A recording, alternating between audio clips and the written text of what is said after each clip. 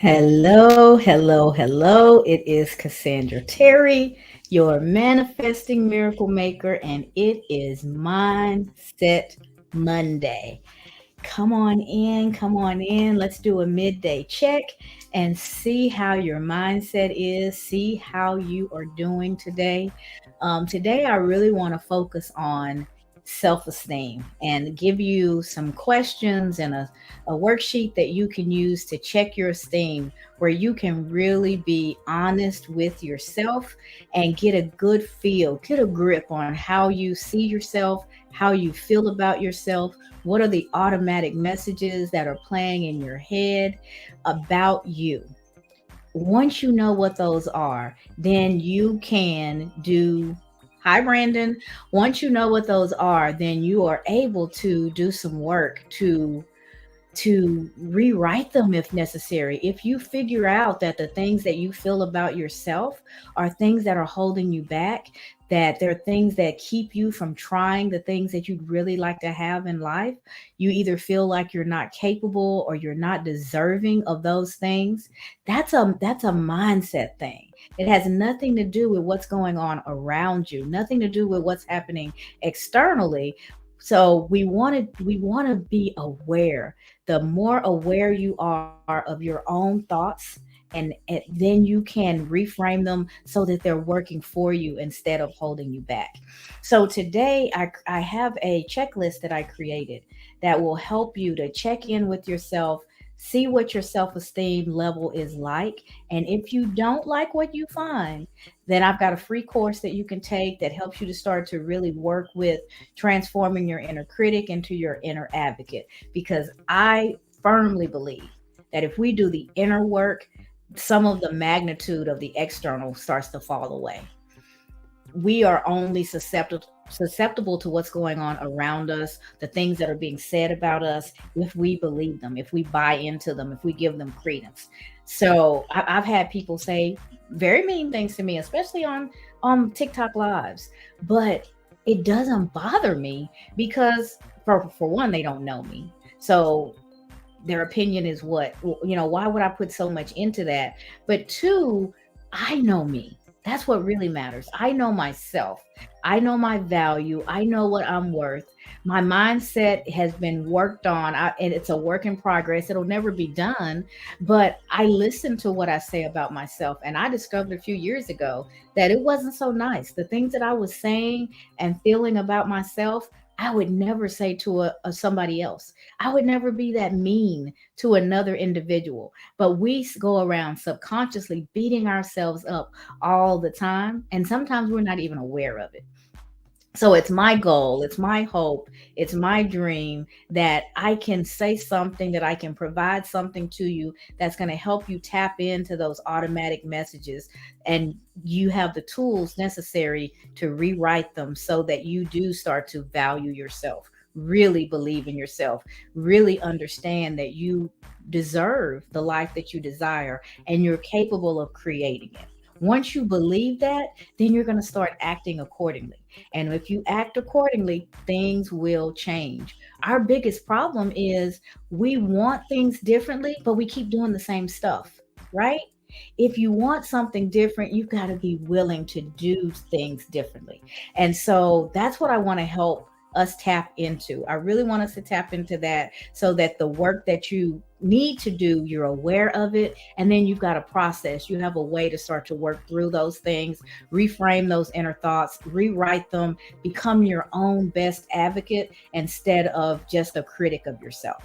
So I'm going to share with you guys. I created this self-esteem checklist a while back. It's a freebie. It's something that I give away along with some other things to people who join my mailing list. I've got a private Facebook group and a mailing list. But this is something that I want everybody to have, whether you're a part of those things or not. Here it is. It's right there in front of you. And just like I said, although I've done some work, I really have done some hard work to rewrite and to reframe my inner messaging. But it's a lifelong journey. It's something that you work on all the time. We're always getting these external cues. There's the world telling us what we should look like, how we should dress, where we should work to be valuable, the types of things that are good versus the types of things that are bad. And all that stuff is just spinning around out there. But a lot of it you don't even hear.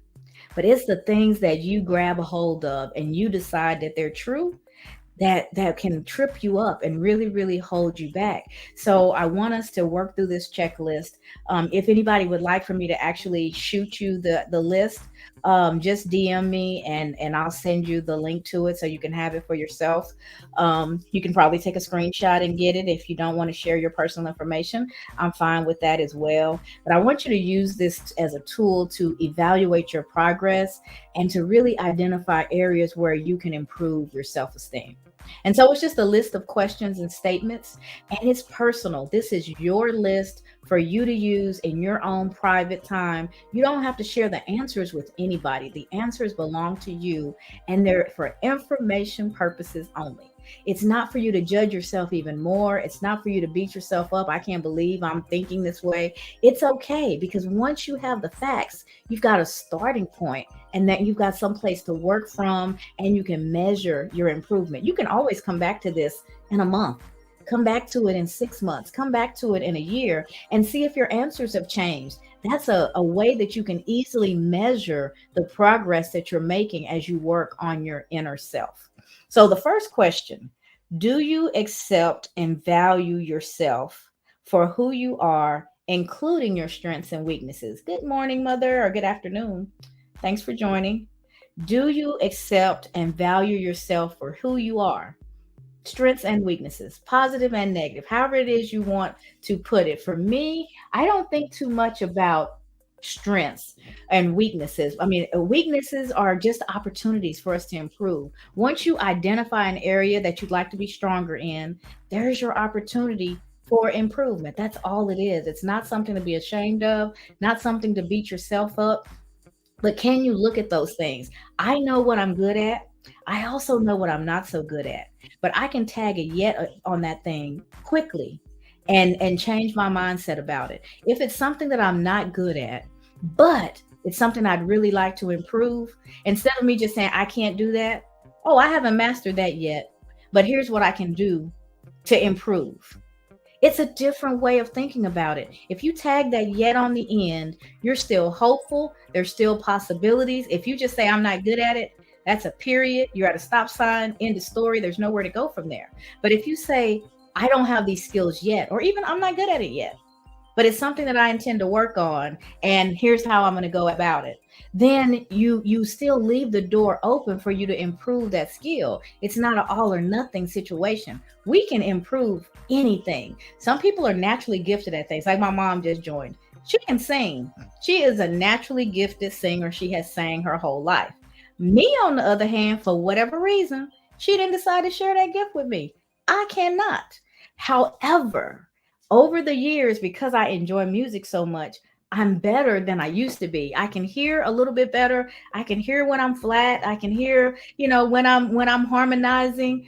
I can hear when I need to be quiet because I'm messing up the whole thing. So it's something that I can improve at, but it's not likely that I'll ever be as good as she is, because it's a personal talent. It's a gift that she was born with. And she got to choose whether or not she was going to continue to work on that gift or not. But for me, that's not a gift. I'm not gifted in that area. But it is a skill that I can improve on. There are plenty of people around who teach you. They help you learn how to hold a note. They help you learn how to breathe through it. All these different skills that are not natural to me that she just knows how to do. I'm sure if I worked with her a little bit, she could make me better. I'm assuming. I'm not a good singer yet, but I can improve. So that's, just practicing what we're talking about. So that's what I mean. Can you accept the things that you're already good at versus the things that you need to improve on? If you can, it's not detrimental. It's not saying anything bad about you. It's not assassinating your character. Here just happens to be an area in my life that I could improve. It's nothing more than that, regardless of what it is. Do you respect yourself, your opinions, and your boundaries? Now, one thing about boundaries is you have to set them. However, you cannot make anybody actually adhere to them. You set them, You articulate them. And then if you notice that after you've articulated them, there are people in your life that continue to trample all over them, then you've got to do the work. You have to evaluate whether or not those are people that you still want to interact with as much as you do. They may be somebody that you're connected to, so you can't completely not interact, but you can lessen it. You can make them aware that they're crossing your boundaries. The person who has to respect you the most is you. The rest of the world's going to line up behind you. If you don't respect yourself, if your yes isn't a yes and your no isn't a no, then as soon as you say something, the people who are listening to you just think they haven't negotiated well enough yet. They haven't convinced you yet because you've told them that you're not 10 toes down, standing firm about what it is you say. Let your yes be your yes and your no be your no. And you have to practice it. It's not easy, especially if you're somebody like me. I love to make people happy. So when you ask me to do something, it's a little difficult for me to say no. It's gotten easier over the years because I've realized that giving away all those yeses was taking away from things that I needed to do for myself. Eventually I got to a point in my life where I mattered. I mattered to me. And because I matter to me, how I answer someone's request may be different. It's not an automatic yes. It has to be evaluated against the things that I need to do. And then I can determine whether or not it's a good idea for me to go forward. So let your yes be yes and your no be no. Know your boundaries. And it's not enough for them to just be in your head. You can't get mad at me for crossing a boundary that I don't realize exists. So we have to have a conversation. If I trip over your boundary, hopefully we've got enough of a relationship that you can share that with me. You can say, "Hey, Cassandra, when I don't like it when you say this thing that you did, this thing that you say makes me uncomfortable." And if we have a mutually respectful relationship, I'm going to be quiet and hear where I've tripped over it. I'm going to apologize and say it wasn't my intention. But then the most important thing I'm going to do is try to shift my behavior so that I don't offend you again. That's how good relationships go. Now, it's difficult. I hope not to run into somebody whose feelings are just everywhere. And it's hard to not poke one because they're so charged up all the time. So if you find yourself in a situation where you're always offended, everybody's offending you in one way or the other, the common denominator may be you. It may be time for you to do some self work and go, am I processing things from a negative place? Am I taking what everybody says and flipping it into something offensive because it's the way I'm taking it, maybe not the way they mean it? So you do have to be cognizant of both sides of that thing, but you have the right to have boundaries, set your boundaries, and then you need to respect your boundaries because that's the only way that other people will. All right. Are you able to make decisions and take responsibility for the outcomes? Man, that's a leader. That's an adult. That's somebody who's mature. You make a decision and maybe things work out beautifully. When things work out beautifully, you get the roses. You're the ones that the crowd's applauding. Oh, good job. But sometimes things don't work out the way we would like.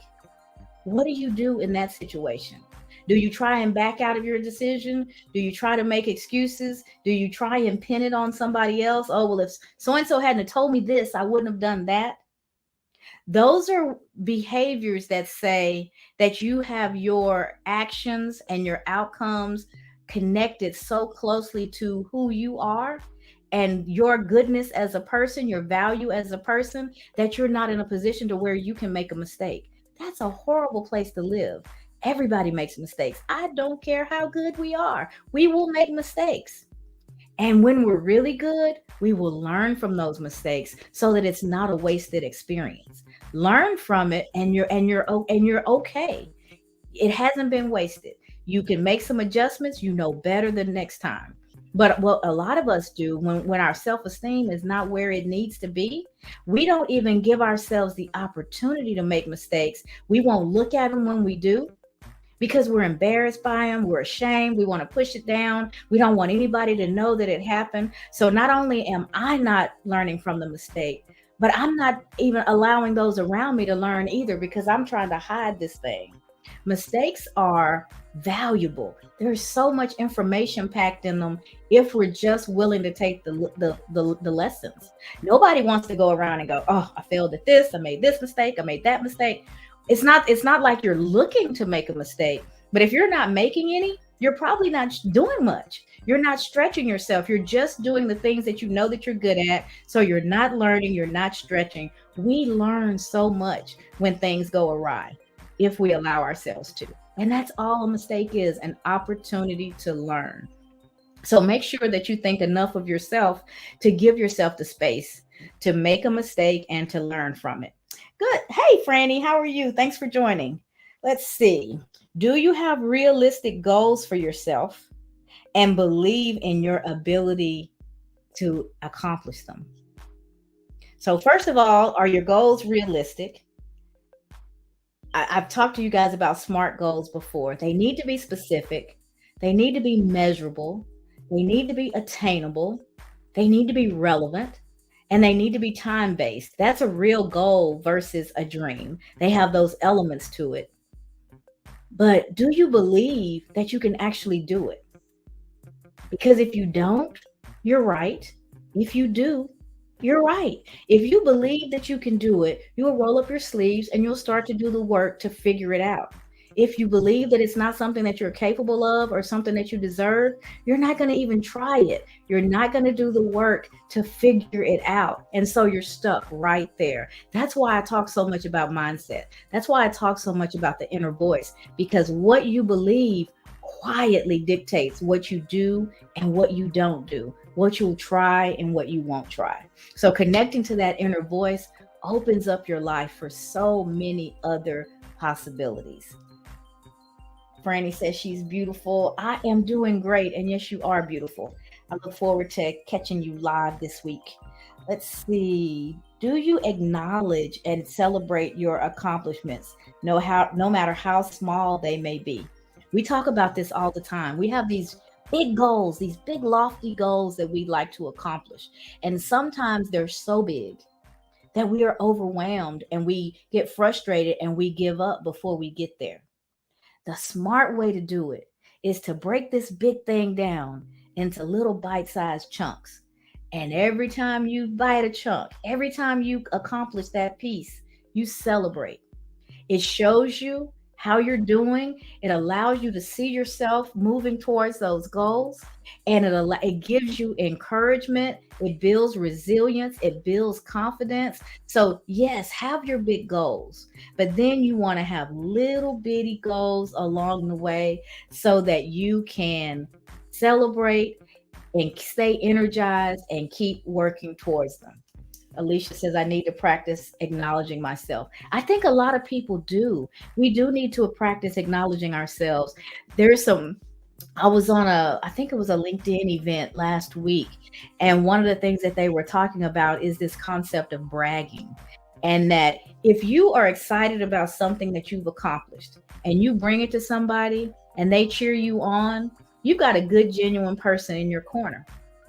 If you share that same information with somebody and they get frustrated and they say you're bragging, you're probably dealing with somebody who has a hard time seeing you win.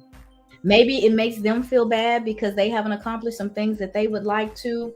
But it's typically of somebody who's struggling with jealousy or some sort of internal lack of self-belief that has a hard time cheering on somebody and sees your celebration as bragging. That's a word I wish we could throw out the window. Now, if I take up all the conversation, it's me and you both in the conversation, and you can't get a word in edgewise because all I'm doing is talking about myself, then sure. I'm going too far, and I'm not being a good friend because we're not even having a conversation. I'm just dumping all over you.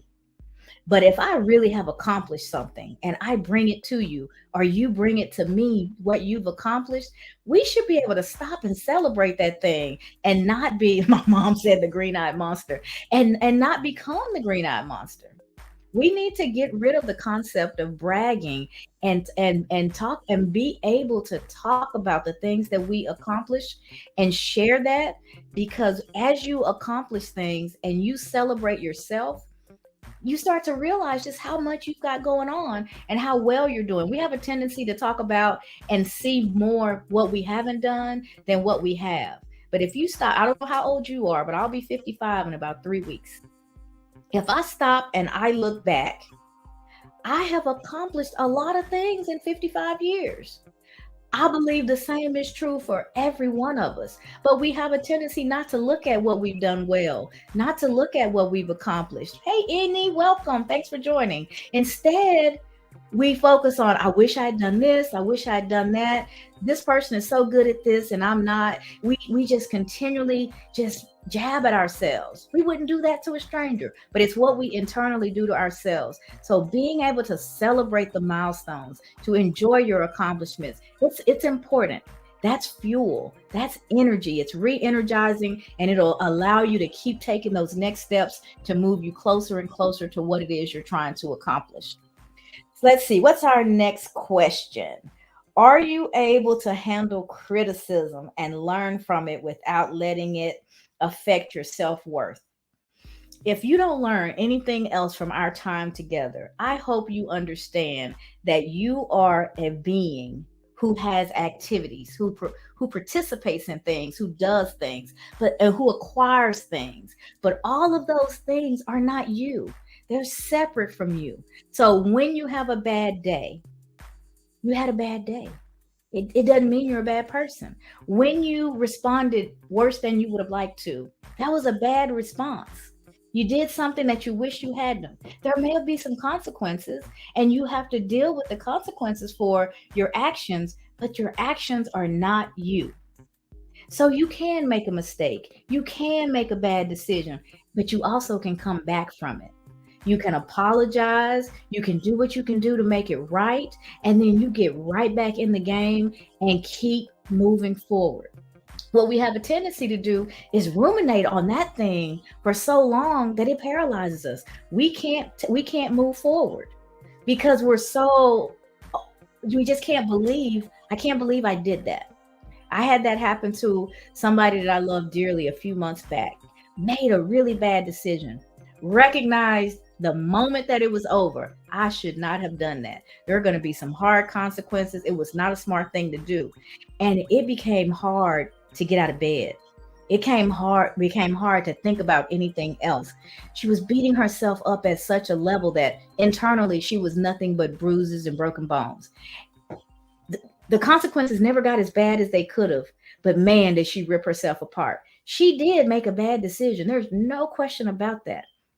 But my question to her was, can we somehow go backwards and undo that decision? Can we move back in time? It's not going to happen. We haven't mastered that yet. So her time and her energy would have been so much better focused on what can I do now? How can I make this situation right?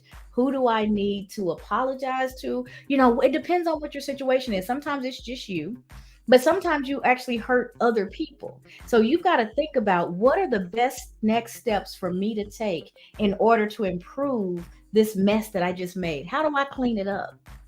Where are my gloves? Where's the cleaning agent? What do I need to do? Does it smell bad? What do I need? How do I fix this? That's where your energy is best spent, not ruminating over the fact that you spilled it, that you made the mess in the first place. Done, over, can't change it, but you can clean it up if you don't allow yourself to get stuck there. That's all I'm going to say about that. But that's an important one. And when we talk about mindset, that's paramount. Focusing on what's next instead of getting stuck in what was. All right, let's see a couple more questions for you. Oh, and the criticism part. If someone tries to provide you with some constructive feedback, I don't even like the word criticism, but can you take constructive feedback? Can you hear something hard about yourself? You did something, it didn't come out the way you thought, or it didn't impress the world as big as you thought it was. And here comes somebody with some expertise in that, and they said, hey, maybe this. And you immediately get offended. When I was the most easily offended, it was because I didn't think that much about myself. Because I was trying so hard to be as good as I wanted to be, but I didn't feel that good on the inside. So I felt like I was faking it. And I couldn't have any cracks in the armor. I couldn't allow somebody to realize I was faking it. So I didn't have room to make a mistake. So how could they criticize? I had to be perfect. Never succeeded at that perfection thing.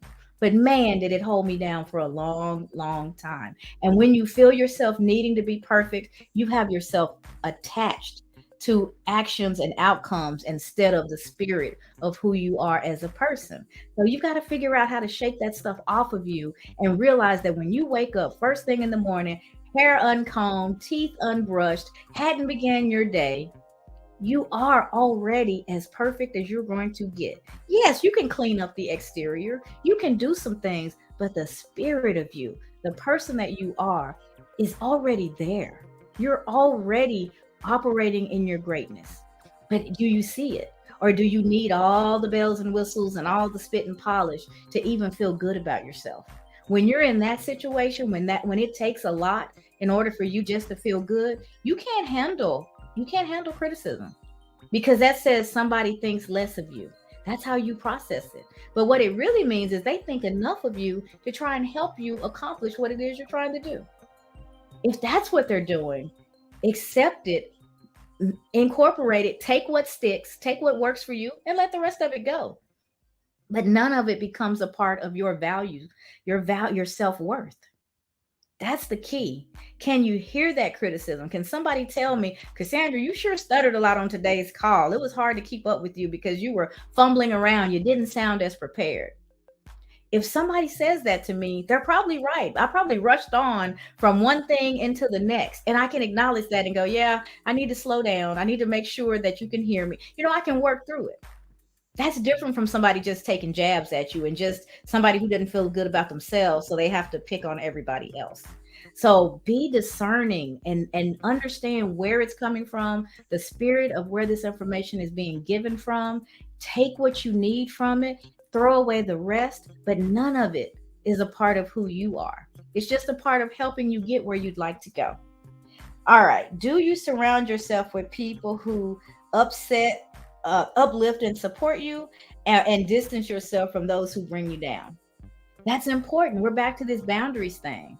Boundaries are important, and you're in protecting your energy, protecting your heart, protecting the core of who you are as a person is so important. So when you've identified somebody and you've articulated to them on more than one occasion that whatever it is they're doing is difficult for you to process, they're making life a little hard for you, and they continue to be that way, it's time to create some distance because you are responsible for you. You're responsible for your environment. You're responsible for protecting your peace. So when you get the data, use it. Use it to your advantage to create the life that you desire. All right. Do you prioritize self care and take care of your physical, emotional, and mental well being? I hope everybody says a resounding yes. But if you don't, and you're in a phase in life where you're taking care of everybody but you, what are all those people who depend on you going to do when you're so run down? When you can't put one foot in front of the other because you've given all of your energy away. One of the things that Franny says that I love is she recalls her energy. She's putting it out there all day, every day, because she's helping people. She's pouring into our lives. She's trying to help us see where we might be able to improve. But then at the end of the day, when it's time for her to relax, she's calling her energy back. She is putting it all back in, and she is taking care of Franny, and she's disconnecting from us to a certain extent because she has to. She has to take care of herself. Otherwise, she's not going to have anything to give to us. And I'm the same way.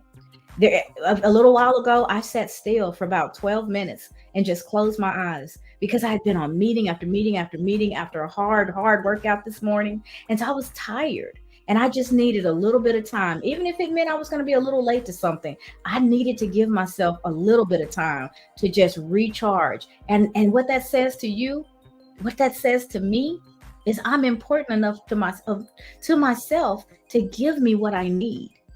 That keep going, dig deep, you can do it. There's a place for that in certain team sports and things like that. But ideally, figure out what your cycle is. Figure out when you need rest, when you need food, when you, whatever it is you need, when you need to plug into other people, figure out what that is and give it to yourself. Because if you're not important to you, even if you are important to other people, you're not going to be able to see it. You're not going to believe it. So it all starts with you. Let's see. Annie says, my joy comes first. Franny says, I take midday long cleansing showers or walks to help herself reset. I mean, great ideas. Tammy says, a great topic. Hello, Tammy. I love you, cousin. I'm so glad to see you. A timely reminder and what I'm focusing on now. I'm so glad to hear that you're focusing on this. All right. And then our last question, because I do have to run and get my work day re-going again. I didn't even get a full lunch hour today. I'm only taking half an hour to do this. This work has been crazy, which means self-care. Couple more meetings, and then I've got to break away and recharge a little bit because I know what today is. So I have to build in those breaks to take care of myself. And I hope that you think enough of yourself to do the same thing. So, last question: are you able to give yourself to forgive yourself for mistakes and more on rather than dwelling on them? We talked about this. So, one of the other questions that I asked kind of led down this road. When you make a mistake, do you just dwell in it? Do you sit in that thing? Is it all you can think about? Or do you pick yourself up and go, how do I clean up this mess? So, these are the questions. It's printed up on it's printable. What I have here, it's a nice little checklist, something you can pin up and refer back to or use however you'd like. So if any of you guys would like to have this, just DM me and I'll send it right over to you. Because it's something that you can, take notes on or use. Otherwise, like I said, snapshot it, do whatever you need so that you can grab those questions. And I encourage you to answer them today and then come back in a month and answer them again and then again in 6 months, to keep a check on yourself and allow yourself to measure how you're doing in life, because how you're doing in life is so improportionately determined by how you're doing internally, how you feel about yourself. If you do that work, my shirt says mindset is everything. I truly believe that. And that's why we spend the time that we do talking about mindset. We're going to wrap up our conversations today so that I can get back to work. There's no wealth without health. Health is what Annie said. Spot on, 100% correct. So again, I am Cassandra Terry, your manifesting miracle maker. If you guys are having any trouble with the things that we've talked about, I do have a free online course. I believe it's tagged in the comments for Facebook. You can DM me if you can't find it, and I'll send you the link.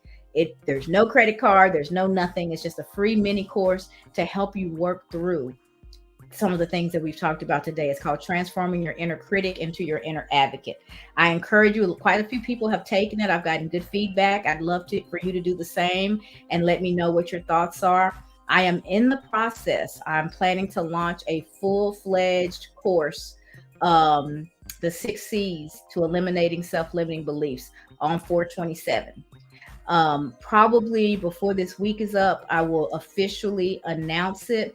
And for you guys that follow and interact, the course is going to be 4/27. That's the price of the course, but I'm going to knock a couple $100 off for people who pre-register.